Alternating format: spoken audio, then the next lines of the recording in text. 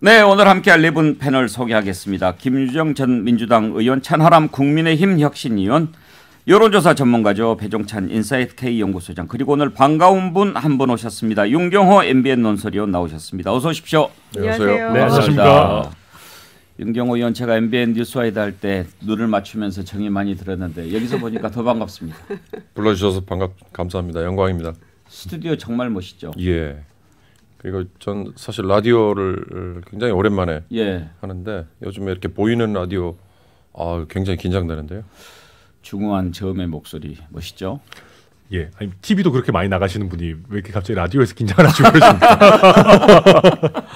긴장하는 척 해야지. MBN은 라디오가 없어서. 네. 긴장하는 척 해야죠. 오늘 좋은 패널들과 좋은 얘기 많이 나눠보겠습니다. 여러분과 함께 만들어가고 있습니다. 유튜브 실시간 댓글 그리고 문자 메시지 샵 2315로 의견 보내주시면 소개해드리고 또 저희가 준비한 소정의 선물 보내드리겠습니다. BHC 치킨 쿠폰 보내드리는데요. 기다려주시면 빠짐없이 보내드립니다. 꼭 메일로 인적사항을 알려주셔야 발송이 되니까요. 혹시 당첨자 가운데 아직 메일 안 주신 분 메일 발송을 꼭 해주시기 바랍니다. 선물 하나 더 있죠. 8월 5일부터 강릉에서 열리는 최첨단 미디어 아트 아이스쇼 관람 티켓 66,000원짜리 공연표 드립니다. 가고 싶으신 분은 나는 그거 주세요 하시면 보내드립니다. 그리고 저희 백운계 시사 1번지 아직 몰라서 못 듣는 청취자들이 많이 있다고 그러시는데 주변에 널리 알려주시기 바랍니다. 구독 꼭 눌러주시고요. 배종찬 소장, 네. V캐스트라는 거 아시죠? V캐스트, 예. 그건 뭐예요? 어제 제가 한번 이렇게 뭐 이야기한 걸 거기에 올렸더니 막 조회수가 10만 명이 넘어가고 많이들 보더라고요. 그럼요. 브이로그니까 이제 지금 하시는 걸 바로 이제 이렇게 캐스터 형식으로 취재하는 형태로 그렇게 해서 보여주는 건데 저도 뭐 아주 잘 알지는 못하는데. 아니 거기 보니까 우리 배소구장도 막 이렇게 올라오고 그러던데 짤로 돌아다니고. 맞습니다. 네. 네. 저는 뭐 이제 진행하느라고 얘기 많이 안 하는데 어제 조금 얘기를 했더니 그게 이렇게 올라왔습니다. 짧게 요즘에는 이게 짧은 게 쇼츠라고 해서 마치 틱톡과 같은 긴 내용이 아닌 게 더 유행이거든요. 그래서 뭐 50만, 60만, 70만 더군다나 백운기 진행자께서는 대한민국을 대표하는 진행자시기 때문에 그걸 백운기 진행자의 멘트만 살짝 모았을 때 그걸 더 관심을 가지시는 거죠. 근데 궁금한 게 그런 거 할 때 KBC 백운기 시사 1번지 이렇게 넣어주면 되는 거가 더 좋은 거 아니에요? 그럼요. 그거 안 넣어주더라고. 왜 그랬죠? 한번 기회가 되면 얘기 좀 해주세요. 그래도 앙탈을 부리고 들어가야 됩니다. 네. 그러니까요. 그런 거 할 때 이렇게 좀 인용하는 거는 매너죠. 네, 그럼요. 뭐 백운기 이름만 하는데 제 개인 유튜브가 아니고 우리 KBC 광주방송 백운기의 시사 1번지에서 나간 거니까 그런 것을 좀 넣어주는 게 좋지 않겠는가 그런 생각이 들었습니다. 자, 윤석열 대통령 지지율 오늘 나온 것을 보니까 약간 오르는 게 있던데 유튜브 댓글에 제재 아이디 쓰시는 분 오를 일이 없는데 왜 올랐을까 뭐 궁금해하시는데 오른 거 맞아요? 그러니까 뭐 몸조심을 했다고 봐야 되겠죠. 좀 소개를 해주실래요? 워낙 지지율이 내려가니까 뉴스피미 RN서치에 의뢰를 해서 지난 16일부터 18일까지 실시한 조사입니다. 오늘 소개해드리는 모든 조사는 중앙선거여론조사 심의위원회 홈페이지에서 확인 가능합니다. 윤석열 대통령 국정 수행에 대해서 어떻게 평가하는지 물어봤는데요. 잘하고 있다는 긍정평가 35.6%, 그리고 잘 못하고 있다는 부정평가는 61.6%로 같은 조사기간의 직전 조사보다는 하락세 꺾였습니다. 부정이 치솟던 것도 꺾여서 내려왔습니다. 근데 이걸 쭉 분석을 해보면 16일까지 조사된 결과들을 보면 대체로 30%대 초반대까지 내려가 있거든요. 그러니까 결국 이 조사가 16일부터 18일까지니까 16일부터 약간 저지선, 대통령도 좀 조심해야 된다. 대통령실 내부에서도 이래서는 큰일 난다. 큰 짱 난다.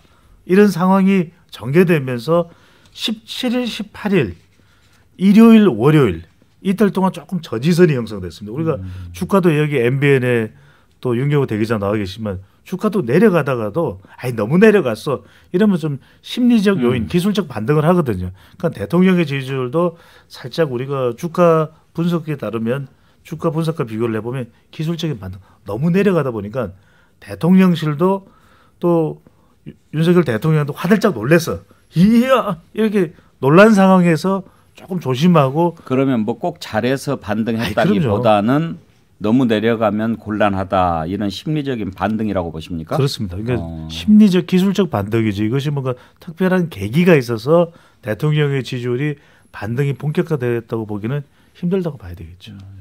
전문가가 그렇게 말씀하시니까 그렇게 받아들이겠습니다만 또 지지하는 쪽이나 윤석열 대통령 쪽 입장에서 보면 좀 올랐는데 그렇게 얘기하나 그럴 수도 있겠어요. 다시 말씀드리겠습니다. 올랐습니다. 네. 천하람 위원장 보시기에도 네. 별로 의미가 없는데 올랐다라고 생각하십니까? 조심한다는 것 자체가 의미가 있는 겁니다. 예. 그러니까 이제 기존의 지지율을 까먹었던 게 조심하지 않아서인 것 아니겠습니까? 이제 어느 정도의 태도 변화가 있는 것이고 그 태도 변화가 사실은 보수층 결집을 이끌었다라고 저는 봅니다. 왜냐하면 보수층에서도 대통령과 대통령실이 위기감을 좀 가져주고 그걸 표출을 해줘야지 보수층도 결집을 좀 더 하는 것 아니겠습니까? 그래서 일단 도어 스태핑에서 말수를 확 줄여서 뭐 그럼에도 불구하고 좀 뭐 불만족스러운 부분도 있겠습니다만은 어떤 큰 화가 될 만한 발언 같은 것들이 최근에는 좀 줄었다라고 볼 수 있는 부분들이 있고요. 또 뭐 김건희 여사의 언론 노출도 사실 많이 줄어든 면도 있고 또 최근에는 뭐 이런저런 뭐 그 탈북민 강제 북송 논란도 있긴 있습니다만은 대통령과 내각이 조금 더 민생 이슈에 대해서 이제 좀 얘기를 하면서 조금은 반등의 계기를 만든 건 아닌가 뭐 그렇게 보고 있습니다. 천하람 위원장께서 왜 반등이 있다면 있었을까 분석하신 것이 결국은 왜 지지율이 이렇게 낮은가라는 것을 반증하는 뭐 그런 말씀인 것 같기도 한데 윤경호 의원께서 이렇게 지금 윤석열 대통령의 30%대 낮은 지지율 여러 가지 분석합니다. 뭐가 제일 크다고 생각하세요? 저는 새 정부에 대해서 가졌던 기대감 그 얘기는 결국 대한민국 사회를 어떻게 앞으로 끌고 갈 것인가 어떻게 변화시킬 건가에 대한 미래 비전 이거 제시해 줄 걸로 봤을 아니겠어요? 새로운 대통령 뽑았으면 당연히 그거에 대해서 기대를 하는 게 맞는 거죠. 거기에서 완전 실패했다. 그러니까 미국 정치에 나오는 겁니다만 이 프랭클린 루즈벨트 대통령 때 영어로 얘기해서 죄송합니다. First 100 days, 첫 100일이라는 개념이 아주 대성공을 거뒀거든요. 그러니까 그 전까지는 이 첫 100일에 대해서 새로 취임한 대통령들이 별로 비중을 두지 않았다가 루즈벨트는 아시다시피 대공황이라는 아주 어려운 상황에서 대통령이 됐잖아요. 그 대공황을 어떻게 극복할 거냐라는 거에 루즈벨트와 참모들이 국정과제를 가지런하게 정리한 다음에 여기서 6가지, 7가지만 우선순위를 뽑아서 앞으로 이거에 집중하겠습니다라고 했어요. 그럼 당연히 그 당시에는 경제위기 극복이었겠죠.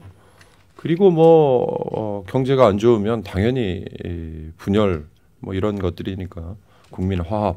그래서 그 6가지, 7가지의 국정과제의 우선순위가 국민들에게 뇌리에 박히도록 설득을 했죠. 예.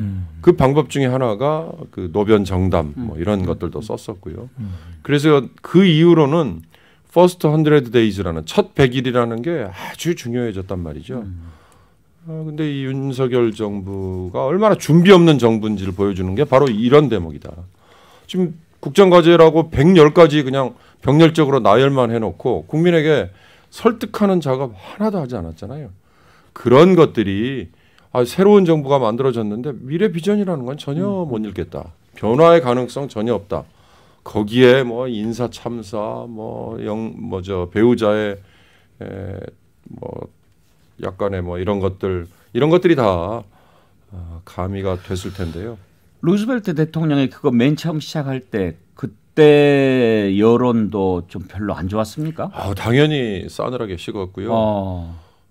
루즈벨트가 취임했을 당시에 대공황이라는 거는 뭐 상상을 초월한 거 아니겠어요? 그러면 그걸 노변 정담으로 돌파한 겁니까? 그건 수단이었고요. 그러니까 국민들에게 국정과제라는 거를 뭐 윤석열 정부가 했듯이 110개 이게 아니라 압축을 했죠. 압축을 해서 그 압축한 국정과제 중에 나는 어떤 거에 우선적으로 비중을 두겠다. 조 바이든도 지금 취임한 지 1년 반 뭐 이렇게 되지 않습니까? 조 바이든도 한번 찾아보십시오. 조 바이든도 첫 100일이라는 그 과제 중에 넘버원이 코로나 위기 극복 뭐 이런 거였거든요. 그러니까 뭐 어떻게 보면 추상적이지만 그런 추상적인 것보다는 지금 국민들에게 가장 필요한 게 뭔가 이걸 잘 정리를 한 건데 첫 100일이 중요하다. 이 윤 정부는 제가 보기엔 그런 데서 국정과제 우선순위라는 게 뭔지를 지금 아직도 제시하지 못하고 있는 이게 좀 큰 문제다. 그래요. 김유정 의원 오늘도 아침에 박홍근 원내대표가 이제 교섭단체 대표 연설한 걸 들었는데 네. 인수위 시절을 너무 허송했다 이런 지적을 하더라고요. 사실 문재인 정부 같은 경우에는 인수위도 없이 출범하지 않았습니까? 그렇습니다. 바로 했는데 네. 여기는 인수위가 있었고 그리고 지금 이제 100일이 돼가는데 못 보여준다. 그런 점이 좀 차이가 나는 거예요. 그렇습니다. 그 문재인 정부가 이제 초반에 여러 가지 실책이 있었을 때 인수위도 없이 출범한 정권인데 좀 봐달라. 이제 이런 취지의 변명도 많이 했었죠. 그런데 이제 윤석열 정부는 변명할 거리가 별로 없는 정권이죠.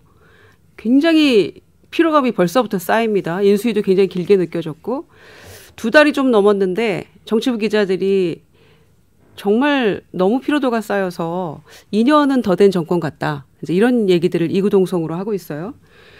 그리고 이제 윤경호 의원님 말씀하셨습니다마는 100일을 중시하는 나라는 우리나라 아닙니까 원래? 100일 잔치도 하는 나라인데 2달이 넘고 100일을 향해서 가고 있는데 이 정권이 지향하는 바가 무엇인지를 모르겠어요.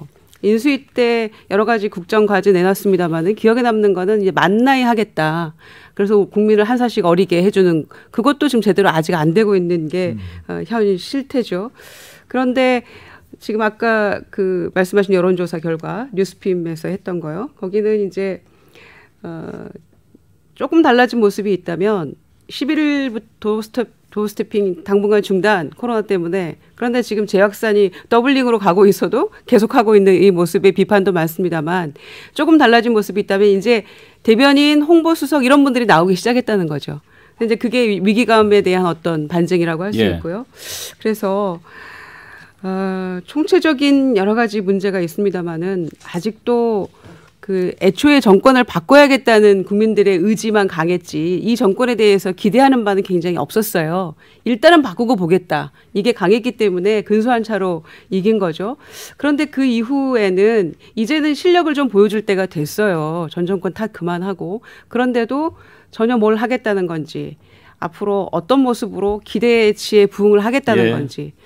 문재인 정부와는 달라진 모습을 보여줘야 되는데 어떤 것도 달라진 게 없고 점점 퇴보하는 모습만 보이기 때문에 지지율 반등의 기회는 좀처럼 보이지 않는 거죠. 윤경호 의원은 비전 제시 실패 그리고 김유정 의원은 실력을 보여주지 못했다 이런 부분을 지적을 하셨는데 전문가가 보시기에 가장 큰 이유는 뭐라고 보십니까? 그 윤경호 위원께서 말씀하신 거나 김유정 의원 말씀하신 부분이 다 맞죠. 첫 100일에 대해서 좀 더 분명한 철학이 나왔었어야 되고 지금도 윤석열 정부가 어떤 정부인지 잘 알 수가 없거든요. 어떤 성격의 정부인지. 또 하나는 실력을 또 보이는 것도 중요합니다. 그러니까 지금 경기 침체되어 있는 것에 대해서 경제 관련된 부분에 대해서 좀 더 세밀하게 또 구체적으로 위기 관리를 하는 모습도 필요한데 제가 지적하고 싶은 가장 큰 이유는 태도입니다. 결국 태도. 이런 위기 상황에 놓여 있는 정부에 대해서 대통령이 충분히 위기감을 가지고 있는 인식이 있는지 사실 그 태도를 국민들은 보고 있거든요. 그래서 미국의 경우에도 대통령을 평가할 때 대통령의 개성, 대통령 개인에 대한 평가, 퍼스널리티가 거의 70에서 80%를 차지한다는 이야기를 하거든요. 대통령도 솔직하게 이야기할 수 있습니다. 어렵습니다. 도와주십시오. 국민들도 참 인사도 하기가 쉽지 않네요. 제가 검찰만 뭐 30년 정도 그렇기 때문에 그런 국민들과 이해할 수 있는 이런 소통이 중요한 것이겠죠. 그래요. 정말 저는 그 부분 공감합니다. 오늘 또 한 보수 매체 칼럼을 보니까 윤석열 대통령의 교만을 지적을 했던데요. 윤석열 대통령이 1%도 안 되는 아슬아슬한 차이로 대통령이 당선되지 않았습니까? 그러면 그렇게 아슬아슬하게 대통령을 만들어줬으면 좀 아슬아슬한 마음으로 정치를 해라. 국민들이 바라는 건 그게 아니었을까 싶어요. 국정을 운영할 때도 아슬아슬한 마음으로 이거 1%도 안 되는 차이 언제든지 뒤집어질 수 있으니까 더 낮은 마음으로 저는 아직 잘 모릅니다. 뭐 정치 서투입니다. 이런 모습을 국민들은 더 원했을 것 같은데 어느 순간부터 그건 뭐 별로 신경 안 씁니다. 나는 국민만 보고 갑니다. 뭐 자꾸 이런 얘기를 하니까 여기에서 저 대통령이 좀 겸손한 게 부족한 게 아닌가 그런 생각이 드는 것 같아요. 네, 저도 좀 아쉬운 부분은 저는 이번 정부야말로 가장 성공하기 쉬운 정부가 아니었나라는 생각도 했습니다. 왜냐하면 국민들의 기대치가 굉장히 낮았습니다. 역설적으로. 그러니까 사실 아까 두 분 말씀 공통적으로 얘기해 보면 지난 대선은 거대 아젠다가 실종된 대선이었습니다. 저희가 됐든 민주당의 당시 이재명 후보가 됐든 사실 거대 아젠다라고 할 만한 게 없었어요. 그만큼 우리 사회가 산업화와 민주화가 이미 어느 정도 고도화된 사회라고도 할 수 있을 겁니다. 그러다 보니까 윤석열 당시 후보가 얘기한 것도 정권 교체밖에 없었어요. 냉정하게 놓고 보면. 그 다음에 예를 들면 경제정책이나 원전 정책 이런 거에 있어서 저희가 봤을 때 비정상의 정상화를 하겠다라는 정도 수준이었거든요. 그렇다고 하면 사실 정권 교체를 했을 때 절반 정도는 이미 목표를 달성한 거고 그 다음에는 사실은 전 정부에 비해서 조금만 나은 모습을 보여줬다라고 한다면은 정권 교체를 원했던 많은 분들이 환호를 할 수가 있었을 텐데 그러니까 제일 큰 거는 어찌 보면 그러니까 대단하게 거창한 성과를 내지 않아도 좋으니까 말했던 것처럼 공정하고 상식적이게만 정치를 해달라라고 하는 게 국민들의 요청 아니겠습니까? 근데 이제 초기 인사라든지 이런 부분에 있어서 그런 좀 기대가 많이 깨졌고 그때 말씀하신 것처럼 좀 낮은 자세로 어찌 보면 인사에 있어서 좀 송구스럽다라는 게 아니라 전 정권에 비해서 괜찮지 않냐라고 가다 보니까 조금 국민들께서 기대가 원래도 크지 않았는데 이것도 못 채우냐라고 많이 좀 노여워하신 게 아닌가 싶습니다. 자, 지금 반응 말씀하시죠. 네, 거기다 조금만 보태면요. 공정 상식에 대한 기대는 정말 검찰총장 출신이 이렇게 원칙대로 하니까 정말 너무 마음에 든다. 기가 막히다. 막 이렇게 무릎을 치면서 국민들이 좋아할 수 있는 상황이었으면 얼마나 좋았겠습니까? 그런데 거기에 대해서 겸손은커녕 제가 보기에 이 정권은 어쩌라고 정권이에요. 어쩌라고. 우리 다 원칙대로 했는데 능력 있는 사람들 뽑아서 썼는데 법적으로 문제 없는데 어쩌라고. 지금 이런 시기예요. 그러니까 더 기가 막힐 일이죠. 그 얘기를 우리가 하고 싶은데 이게 뭘 어떻게 하자는 거냐. 뭘 보여주겠다는 거냐. 이렇게 묻고 싶은 건데 울고 있는 국민들을 향해서 뭐가 문제냐. 뭐 어쩌라고. 이렇게 얘기를 하고 적반하장 격으로 나오고 있으니까 지지율이 올라갈 리가 있겠습니까? 요즘 트렌드예요. 어쩔 TV 저쩔 TV. 저도 한 말씀만 추가드리면요. 태도를 말씀하시니까 저는 윤석열 대통령이 대통령이라는 자리, 대통령직을 너무 쉽게 생각하고 있다. 그러니까 지금까지 대통령이 되는 과정도 사실 그랬죠. 검찰총장의 문재인 대통령의 발탁으로 되고 그리고 적폐청산하면서 국민들 속 시원하게 해주고 그래서 인기가 올랐고 근데 그걸 바탕으로 검찰총장직을 던지고 정치판에 뛰어들고 그리고 몇 개월 만에 제1야당의 대표가 되고 대통령 후보까지 되고 대표가 아니라 대통령 후보까지 된 거죠. 이런 과정들이 쉽게 풀리니까 대통령이라는 자리, 대통령이 해야 될 일도 너무 쉽게만 생각하고 있었지 않습니까? 그건 많은 국민이 공감하시잖아요. 앞으로도 그럴 것 같아요. 그게 저는 국민에게 지금 정말 암담함을 주는 거다. 대통령이라는 자리나 무게는 정말 상상할 수 없는 왜 무한 책임이잖아요. 그걸 태도를 바꾸지 않는 한 저는 돌파구가 생기기가 어렵다 그런 생각이 들어요. 근데 저는 그럼에도 불구하고 요즘 조금씩 나아지고 있다고 생각합니다.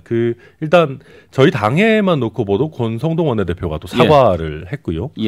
또 대통령과 관련해서 저는 최근에 괜찮다고 했던 거는 스타 장관이 많이 나왔으면 좋겠다. 대통령이 안 보여도 좋으니까. 근데 그 스타 장관이 한동훈 장관이 되면 저희 정부가 망하는 거고요. 그러니까 그 스타 장관이 기재부 장관이나 국토부 장관이나 아직 없어서 좀 그렇습니다만 복지부 장관이 된다면 저희가 성공한 정부가 될 겁니다. 그러니까 저는 그래서 윤석열 대통령이 본인이 처음에 얘기했던 것처럼 전문가를 등용해서 그 전문가들의 정책이 오히려 빛을 발하도록 하고 도어 스태핑에서 뭔가 이상한 어떻게 보면 너무 핫한 정쟁적인 얘기들이 많이 안 나오고 좀 민생 위주로 간다고 한다면은 저는 뭐 그게 반대의 계기가 되지 않겠나 그렇게 봅니다. 공감이 되는 말씀인데, 근데 한 가지만 물어봅시다. 네. 국민의힘 쪽에 용산으로 옮겨가지고 달라진 것이 이제는 좀 보여야 되는 거 아닙니까? 어떤 게 달라졌습니까? 일단은 뭐 청와대가 별 죄가 없다라는 게 일단 좀 느껴지는 점이 있죠. 근데 무슨 말씀이죠? 그러니까 뭐 이제 과거에 대통령들이 실패했던 거에 대해서 청와대 탓을 하면 안 된다. 청와대가 문제가 아니라 이게 결국은 마인드의 문제다. 그러니까 윤 정부가 실패할 거라는 게 아니라 그러니까 결국은 거기를 운영하는 분들의 태도가 더 중요하다라는 거 말씀을 일단 먼저 반증 반어법인가요 지금? 아니 뭐 아닙니다. 뭐 다 잘하기를 바라고요. 일단은 다만 여기서 뭐 뭔가 바꿔진 것들을 찾아보자면은 예를 들면 과거에 비해서 투명성이나 어떤 공개되는 정도가 높아진 것들이 있습니다. 예컨대 윤석열 대통령이 부친을 모셔다가 용산에서 어떤 뭐 식사를 하신다 이런 것들이 과거 같으면 공개되지 않았을 수도 있습니다. 그리고 최근에 뭐 사적 인연이 있는 분들이 채용이 됐다라고 하는 보도들이 연달아서 나오고 있지 않습니까? 이런 부분들도 과거의 청와대 시스템이었고 언론과 일하는 사람들의 공간이 더 분리가 되어 있었다면 취재 난이도나 이런 것들이 더 올라갔을 수 있습니다. 그러니까 도어 스태핑 이외에도 어떻게 보면 대통령실의 인사나 뭐 어떤 일을 하는 방식 이런 거에 대한 투명성 자체는 높아진 것 아닌가 저는 뭐 그렇게 평가합니다. 투명성이 높아졌다. 배종선 소장 그만한 가치를 이제 우리가 대가를 치른 거 아니겠습니까? 그렇습니다. 돈도 드리고 그만한 효과를 거뒀다고 보십니까? 단기 평가로는 전혀 다른 평가, 혹독한 평가를 내릴 수밖에 없는 거죠. 왜냐하면 소통하기 위해서 청와대를 나왔다. 그래도 우리가 청와대를 나온 이유가 제대로 이해가 안 됐거든요. 그런데 정작 대통령 집무실을 용산에 마련했지만 국민들의 평가는 지지율 30%대 초반 아니겠습니까? 그러니까 이건 뭐냐? 실제 소통은 태도가 더 중요한 것이고 국민들이 얼마나 무섭다라는 것을 아는 것이 더 중요한 것이고 그런 인식을 대통령도 필요한 것이고 대통령실도 필요한 것이거든요. 그런데 지금 대통령실에 근무하는 많은 전문가들이 MB 정권 출신이거든요. 그러면은 정권 초반에 2008년에 광우병 사태로 얼마나 큰 홍역을 치렀습니까? 불통을. 그렇다면 그것을 반면교사 삼아서 어떻게 하면은 소통을 더 잘할지. 그래서 저는 이걸 꼭 말씀드려야 될 것 같아요. 무슨 말씀이냐. 일각에서는 콘크리트 지지층이 없기 때문에 윤석열 대통령이 이야기를 하는데 이건 제가 잠시 뒤에 또 설명드리겠습니다. 예. 1부 마칠 시간이 됐는데 몇 분 소개해드리고 2부로 넘어가겠습니다. 대박향의 아이디 쓰시는 분. 지지율은 곤두박질 국민혈압 수직 상승. 제2 아이디 쓰시는 분. 국민 삶에 관심 없으면서 맨날 국민만 보고 간다 하니 국민의 뭘 보고 간다는 건지 알 수가 없네요. 앙앙재순아님, 국민만 보고 간다는데 도대체 어느 나라 국민을 보고 계시는 겁니까? 화가 납니다. 관세음보살. 자, 이런 반응들이 많이 올라오고 있습니다. 그러니까 자꾸 국민만 본다. 이번에도 원인은 언론이 잘 아시지 않습니까? 열심히 노력하는 것뿐입니다. 국민만 생각하고 열심히 해야 된다라고 하는데 그 국민이 보여주는 게 지지율인데 말이죠. 그럼요. 네. 전하는 말씀 듣고 2부에서 이어가죠.